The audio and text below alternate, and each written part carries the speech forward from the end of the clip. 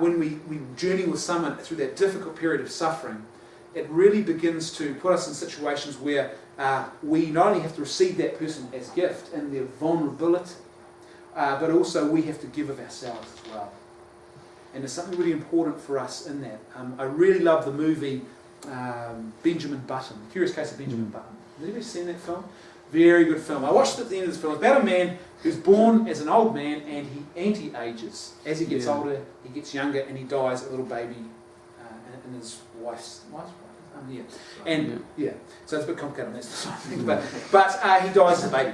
Now, I watched this film and I thought, what a great exposition about human dignity and how persons, as they age, they don't become less dignified. They have that same dignity and value as what a newborn baby does. We look on and its vulnerability and helplessness, and we see something of profound value and worth.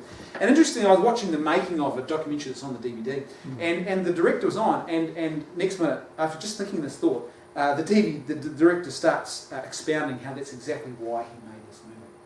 It was because he said he could never understand why, as a culture, we would look at elderly people who, towards the end of their life, often find themselves in similar situations to a newborn baby in a vulnerability, a state of need of others. And we look at a baby and we go, wow, beautiful. We look at an elderly and go, why do we do that? And so this movie was meant to sort of challenge people's paradigm in thinking about human dignity. And I think it did it in a really beautiful way. Very, very profoundly important way. My father is currently undergoing some very serious issues. He struggled all his life with schizophrenia. And in the last year and a half, things have got really bad for him. And it looks like there might be some early onset dementia as well starting to happen. And it's interesting how that changes your experience as a son of your father and how that shapes the way a family works together and works with. The other thing that's been interesting to me through that experience is seeing just how much pressure people go under and how decision-making can become so badly warped because of that pressure. And then you think to yourself, in a situation like my father's, it could be very easy to add euthanasia, legalise euthanasia in that framework. And I guarantee you, some bad decisions that were made about my dad out of fear and under pressure, and a legalised euthanasia framework could have just as easily been at the end of his life.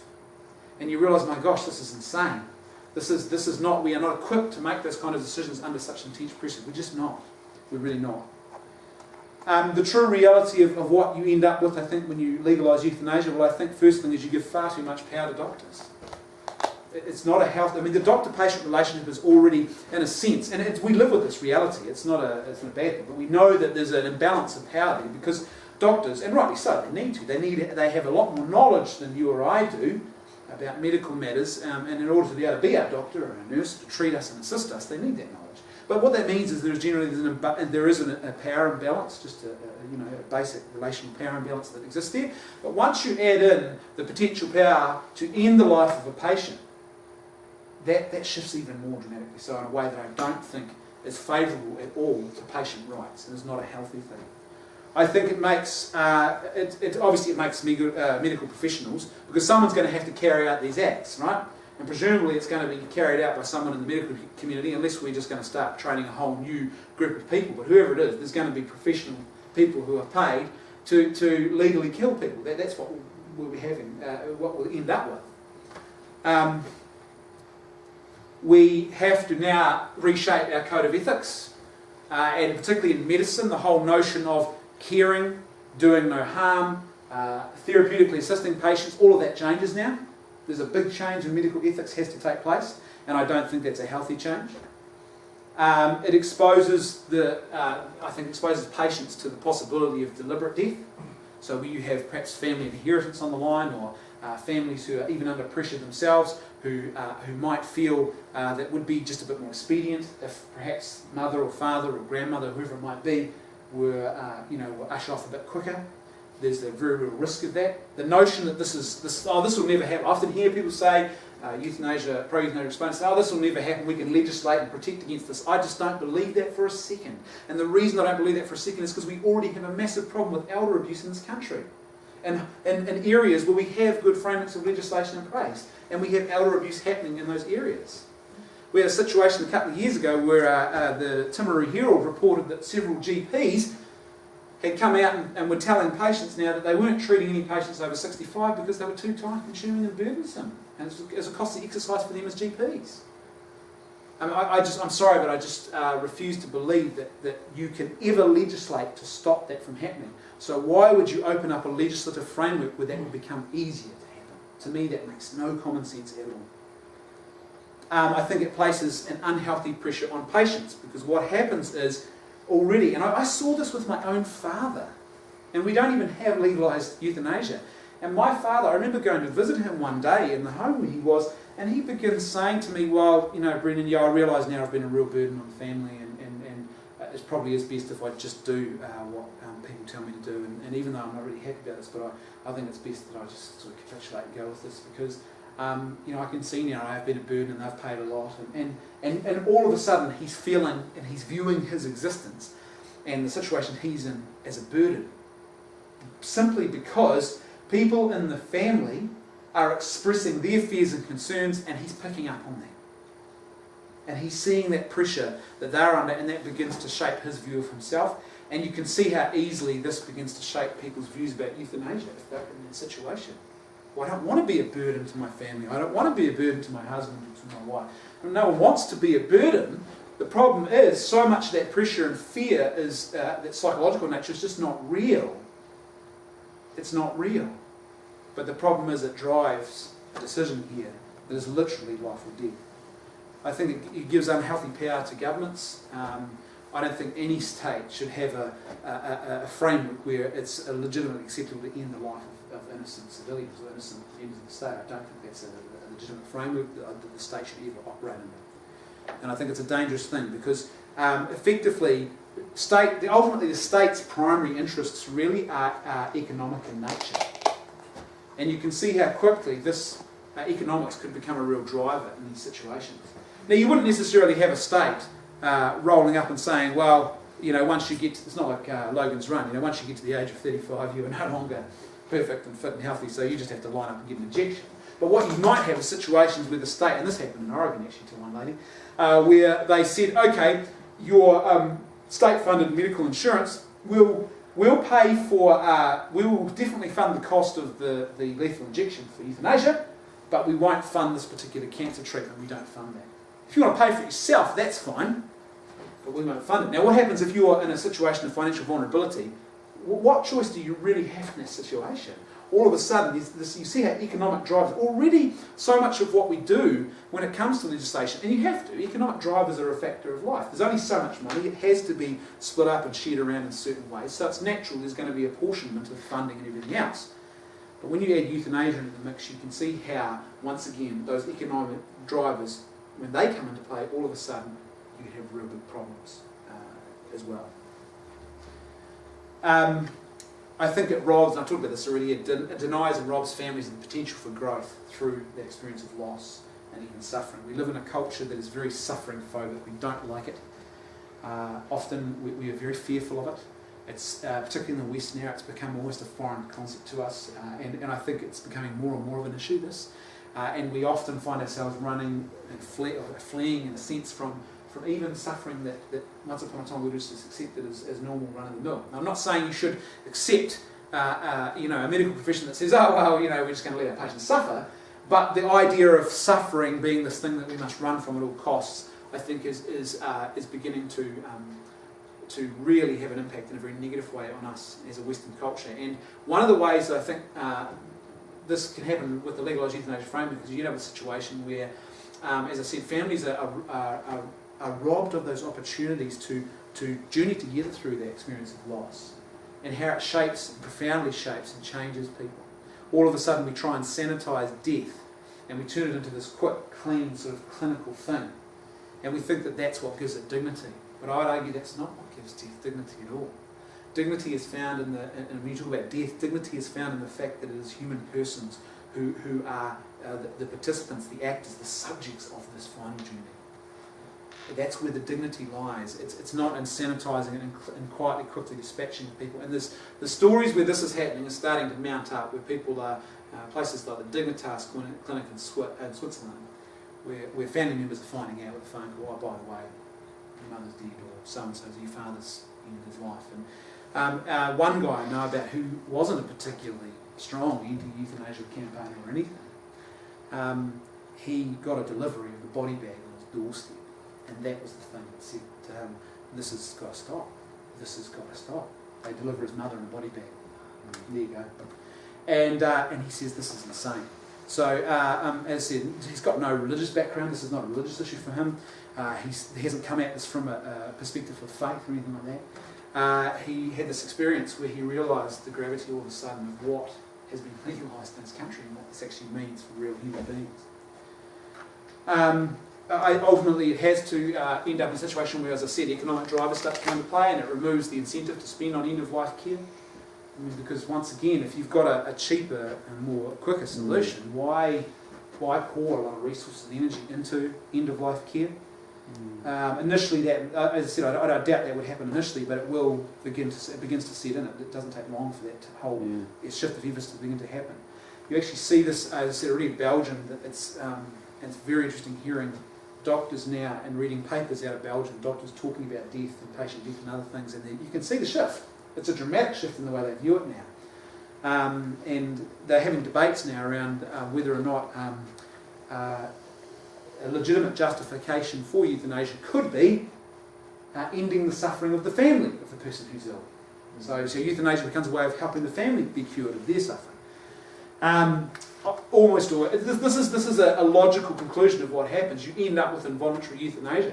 And some of the cases you read about out of the Netherlands, you read about out of places like Belgium, they're absolutely shocking. There's one case that happened some years ago in the Netherlands where a doctor euthanized a Catholic nun.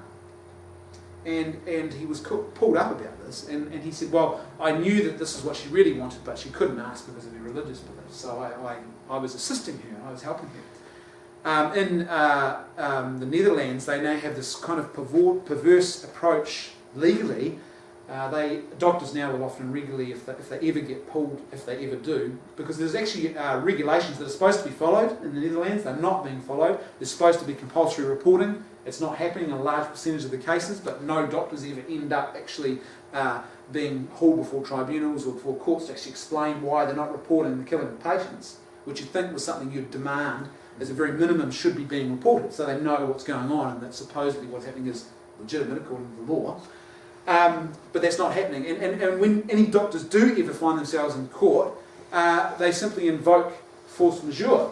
Now, force majeure is a defence that was designed so that if you had a patient who tried to refuse treatment, legitimate treatment, but needed to be, so let's say someone came in for treatment and they were suicidal and they said, no, don't you treat me, don't you save me, I've just swallowed a whole lot of pills, I don't want to be saved. And what doctors could do is, normally doctors have to abide by those basic fundamentals of bodily autonomy. They can't, force you into a treatment program. But what doctors could do in this situation is they could say, okay, this person's not in their right mind. And so I need to overrule that request in order to achieve the higher good of saving a human being's life.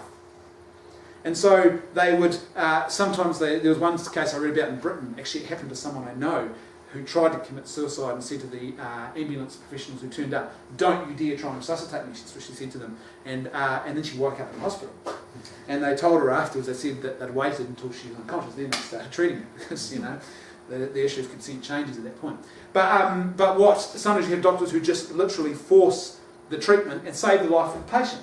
Now, if they got hauled before a court, the patient said, well, I'm going to take you to court because you didn't let me commit suicide, the doctor would normally invoke this force majeure defence, and they'd say, I plead force majeure, I had to ignore bodily autonomy, which is normally a high and important and good thing, because I had to save and achieve the higher good of saving this person's life. And the courts would say, okay, so what you've got now is this doctors who are invoking this in the Netherlands as a defence for terminating the life of a patient without their consent. So they say, oh, it's force majeure. They didn't ask for it, but I knew there was a greater good here and it was in their best interest if I terminated their life without consent. Now, I don't want to live in a country where that sort of stuff is happening or it's considered normal, or we have a legislative framework which makes that easier. I don't. And I don't think any of us should. We shouldn't want to live in a country where particularly the most vulnerable members of our community find themselves in a situation where the basic fundamentals of things like consent are overridden to end their life. I don't want to live in a place like as I talked about already, we end up promoting this message that suicide is actually a good thing. You know, it's why this person chose and they were facing this particular condition, so how could that not be a good? As I've mentioned already, it places the vulnerable at risk, not just those who perhaps might not, you say persons with disabilities, perhaps persons who are financially vulnerable, who don't have the wherewithal to perhaps work and navigate their way through the healthcare system as effectively as others who have a bit more social capital or even a bit more financial capital do. It places people who don't have good advocacy and people in their corner to go into bat for them at risk. And it's very easy to see how this happens. This sort of vulnerability already plays itself out in our current healthcare system, which is pretty good if you look around the world, but it's not perfect, and these things still arise now, and we don't have legalised euthanasia frameworks, where people who are perhaps a bit more vulnerable and perhaps don't understand the fullness of what's going, they don't have a good advocate to advocate on their behalf, they might not have a family around them to help and assist them through an illness or going into a hospital, you could see how all of a sudden the vulnerability increases, where a hospital can be a place where you can end up being euthanised. It reduces ultimately, this has been experienced overseas, where it's been legalised. It really undermines the ability of your patients to take legal action against doctors when things don't go right. It also creates situations where effectively, like what's supposed to be happening in the Netherlands, as I said, it's supposed to be compulsory reporting. Large percent of the cases are not reported. Now, who's to say what's happening in those large percentage of the cases that are not being reported? And it's no good to say, I'll just trust it's all good. We're talking here about human beings. Life and death is what we're talking about here. And it's not acceptable, I think, just to sit there and say, well, we just trust it's all good. It's a step backwards, really, for the world of medicine. I think, and I've been saying this for a long time now, I think your medical practice is in a world of trouble if we're saying to patients, well, good news, we can offer you death now as a treatment for your condition. And I don't think that's an advancement for medical ethics and for the world of medicine. I would suggest it's a step back. We're starting to move backwards now to a less enlightened time. There are some really good treatments and therapies available for people in these very difficult end-of-life situations. But what's the incentive to actually, to research or even make those available if you have something like euthanasia on the table?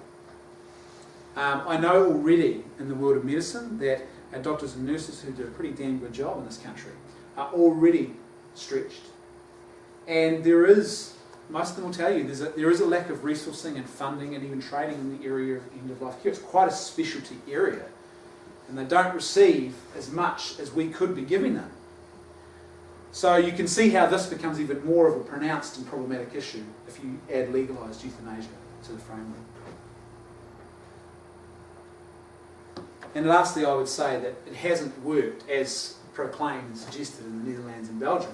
Yes, you've got people who are able to line up and now have a doctor legally end their life for them, give them a lethal injection to end their lives. But in actual fact, the supposed protections and things that were supposed to be there to keep this new legislation in check and to make sure that it was only a select group of people and it was carefully controlled, they just haven't worked. And you can see why they haven't worked when human nature is factored into this equation. When things like busy hospitals and the need for demand for beds, the demand on the time of doctors, you can see how already, as I said, doctors often struggle to confirm and double check things on patient files and everything else under just normal medicinal and hospital visitation circumstances. And you can see how this becomes even more of an issue if you have the potential for the deliberate ending of the life of a patient. How under the pressure, the rush of the normal 9 to 5 hospital routine, how things can become even more problematic if you have a situation where it's legally acceptable and allowable to end the life of a patient. And it's very quick. It's often a situation where people there's even a percentage of cases in Belgium and the Netherlands now where, in a reasonable number, where there is no consent given. Now, how do you protect against those kind of things when you've got a framework and then you add in the normal fundamentals, I guess, of human nature into a framework which allows the legalised killing of patients? You see how these things begin to play off each other. I think I've even met people and discussed this issue with people who have a pro-euthanasia stance, but who have adopted the view that they don't think you could ever safely introduce legalised euthanasia, despite their own personal ethical belief that they think it's ethically acceptable. They think the risk of introducing the legislation is far too great. And so for them, they would never support the legalisation because they can see all of the risks, the very grave risks that come along with that, and why that would be a really bad idea. I want to play just a short little video clip, as I said earlier, that I made last year for Live TV, which basically I think sort of sums up in a nutshell, I guess, a more dignitarian-based approach to this issue of the question of end-of-life care and also the question of euthanasia. This lady here has drafted one of these that would legalise this here in New Zealand. Before we go any further, let's get some important facts straight. The following things are not euthanasia. Number 1, slowly increasing a patient's pain medication in order to alleviate their suffering, even if increasing that pain medication has the unintended side effect of hastening their death. Number 2, refusing burdensome or extraordinary treatments that might unnecessarily prolong a person's life. Number 3, do not resuscitate orders. Number 4, removal of food and water when these become too difficult for an unwell person to continue with. None of these things are euthanasia. They are all ethical and all absolutely legal here in New Zealand. But euthanasia is completely different to any of these things, because euthanasia doesn't treat somebody's illness or provide them with comfort in the final stages of their life. Instead, euthanasia takes things one step further and actually terminates a living patient. Real medicine provides treatment or uses medical knowledge to alleviate suffering, bring comfort, etc. to a sick person. Real medicine does not terminate the life of a suffering patient. Legalising such an act would be a massive step backwards for the New Zealand healthcare sector, effectively seeing it reverting back to a more unenlightened time when our ignorance of science